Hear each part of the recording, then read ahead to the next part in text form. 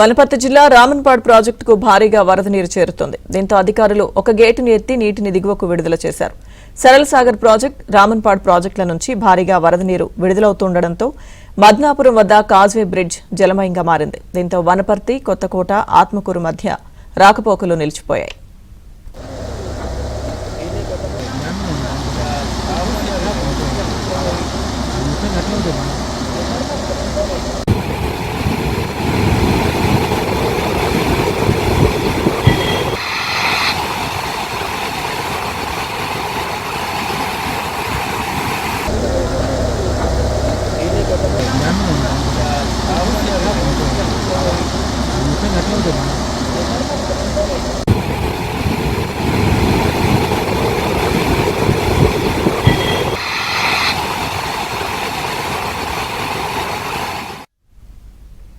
Medchal